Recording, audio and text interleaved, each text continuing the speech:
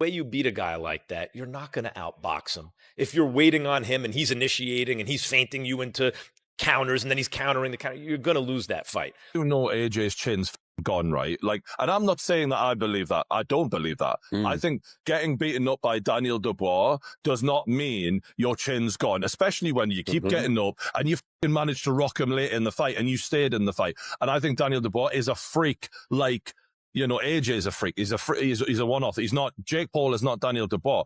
But some people are genuinely giving Jake Paul a chance. That's blowing my mind here. Now, looking at the age difference, we've got 28 years old compared to 36 years old. So I guess the advantage there goes a little bit towards Jake Paul. 28-year-old is better than a 36-year-old. Max Kellerman recently explained why he believes Jake Paul could beat Anthony Joshua. According to Kellerman, Joshua is undeniably skilled and a former heavyweight champion, but age may no longer be on his side. Jake Paul, meanwhile, brings youth, energy, and confidence into the ring. Kellerman argues that for Joshua to win, he must tap into his younger self, stay active, stay aggressive, and be willing to outwork Jake throughout the entire fight. And he's feinting you into counters and then he's countering the counter, you're going to lose that fight. Joshua has to impose his size, strength, youth, go to the body. He has to be willing to take certain risks. And if he does that, Kellerman says Jake Paul actually has a real chance to win, even though many believe he's risking his life stepping into the ring with a former heavyweight champion. He talked about how Jake's mindset has evolved over the past few years. Jake has fought repeatedly, faced different types of pressure, and learned how to stay calm under the spotlight. Kellerman believes Jake won't be nervous at all going into this fight because he's been in big moments many times before. He went as far as saying Jake has a 100% chance to win, not because he's guaranteed to beat Joshua, but because Jake has full confidence in his preparation, his abilities, and the team behind him. Some experts are even predicting an upset, arguing that Joshua can lose. Their reasoning: Joshua is older now, his reflexes have slowed, and he no longer has the explosive dominance he had when he was undefeated and feared. Experience that Jake has gained in the 5 years he's been in the sport. To be in your 12th or 13th fight in front of 80,000 people at AT&T Stadium in front of 125 million viewers, that's not experience you can gain normally. So he's going to go into that event very calm and very composed. And I fully believe that he does 100% think he's going to beat Anthony Joshua, yes. What about the weight? Will there be a limit for Joshua? So there's a lot of discussion around the weight.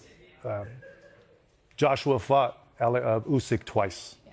Both of those times, Usyk was 221 pounds. Joshua was 240 to 245.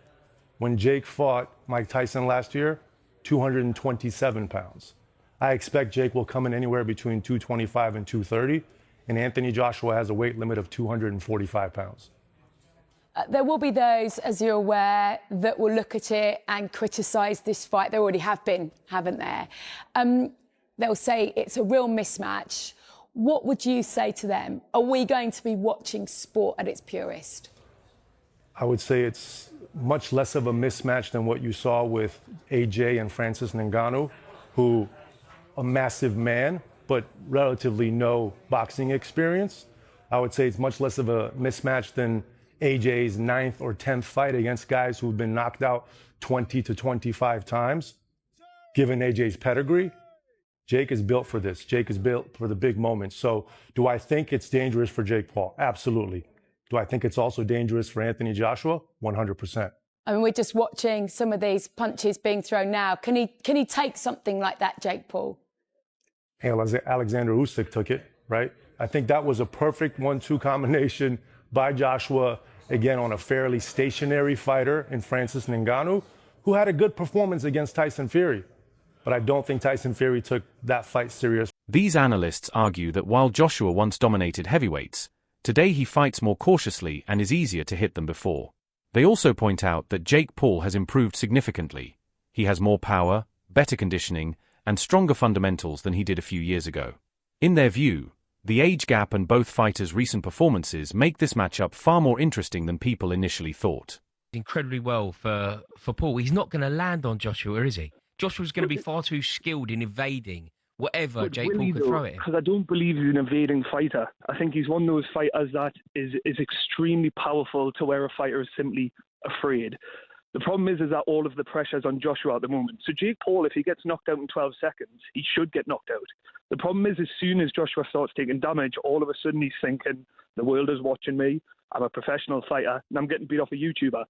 All of the pressure is in Joshua, and that's a lot that can weigh on a man. Just Jake Paul can't damage him, though. Like, people can damage him, though. He's went down. No, people can. World People champions. can. Yeah. No, like, Alexander Usyk can. Daniel Dubois can. But these are supreme athletes. Jake, completely correct. Yes, there's a difference in someone who's been boxing their entire life versus a YouTuber. I completely understand that, but you can't deny that Jake Paul has power. I think it's one of his only attributes. I think he's a very poor boxer, but what he does have is a weird technique where you don't How do know we what know he's got power? How do we know he's got power? He's knocked people out. What Ben Askren and Tyron Woodley? Yeah. Tyron Woodley was Like, arguably one of the best UFC fighters there's ever been. Mate. Like, No, mate. I'm not suggesting that. I'm not suggesting that he's going to go in there and walk Joshua all over. But you can't deny that he has lights out power. It's just something I would deny that. I would deny that he has that kind of power. in an amateur boxing ring, yeah, fine, but not against a two-time world champion. We're talking about here. Again, I understand the contempt in what I'm saying, and I do see how it is completely stupid thinking a YouTuber could break Anthony Joshua. But the thing is that he's going to be training for this fight. Joshua has all of the world looking at him thinking you should walk him over. If it gets 2 rounds, 3 rounds inside, I think Joshua loses. Yeah. You think he gets beat? I mean, I think the pressure will get to him. I think if he loses to Jake Paul, he's the embarrassment to boxing.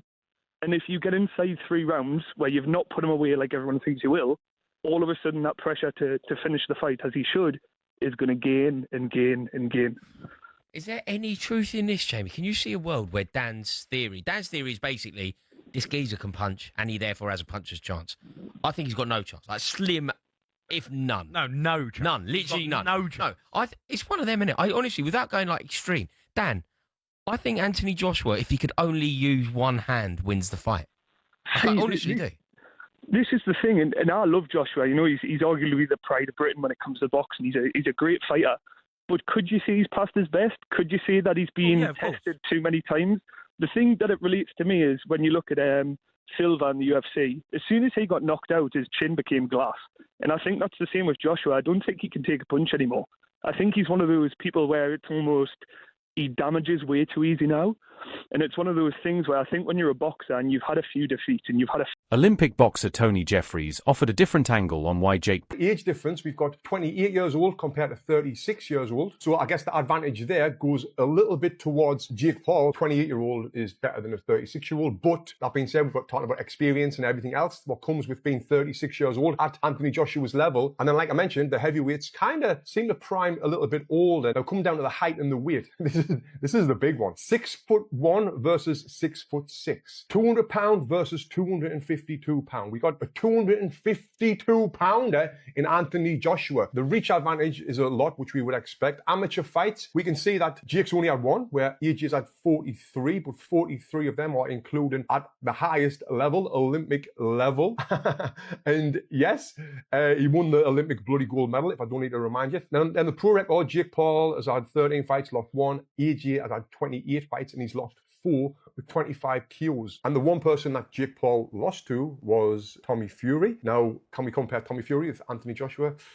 Not at all. It's like night and day. So now I'm going to talk about the rules of this fight, and I'll give you my prediction, which is going to shock a lot of people after this. So, what are the rules? The bout will take place at a heavyweight, obviously. It's going to be 8 3-minute rounds. You might think, well, that's better for Jake Paul. And I'm thinking, not really. It's better for Anthony Joshua because he's just going to go all out for them 8 3-minute rounds. And imagine that. Anthony Joshua blasting at you, 6'6", whatever he is, 250 pounds, throwing big bombs at you. Anyway, both fighters will be using 10-ounce gloves for the duration of the contest. Why have they got that? It says both fighters will be wearing 10-ounce gloves for the duration of the contest. What do you expect? Them to take them off halfway through and switch them to 12s?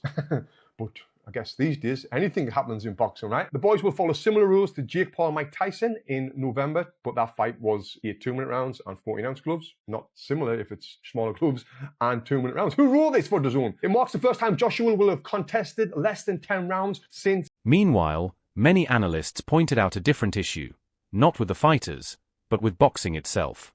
They argue that the sport created this situation. Despite Joshua being a former world champion and an Olympic gold medalist, his biggest payday ever comes from Jake Paul's offer. That means Jake now brings more attention, more money, and more public interest than many top heavyweight contenders. Experts believe that if Jake Paul can offer more money than a traditional heavyweight title fight, then the sport has shifted in a way that encourages crossover matchups. And you can't blame fighters for taking the biggest paycheck available. Some analysts claim Joshua can't take punches anymore or that his chin is gone after past knockout losses. But others push back, saying that losing to another heavyweight like Daniel doesn't automatically mean Jake Paul will beat him. Joshua still has world-class skills, huge power, and years of experience. Critics are exaggerating his decline.